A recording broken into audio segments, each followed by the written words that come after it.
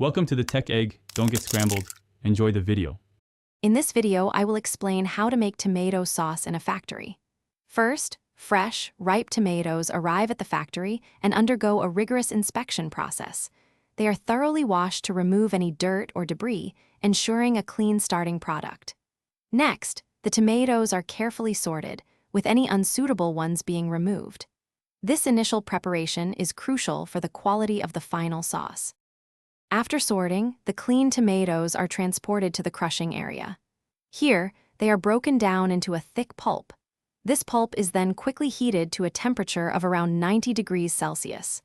This rapid heating, often called hot breaking, helps to preserve the natural pectin, which contributes to the sauce's thickness. It also inactivates enzymes that could degrade the quality. Once the pulp is heated, it moves to the refining stage.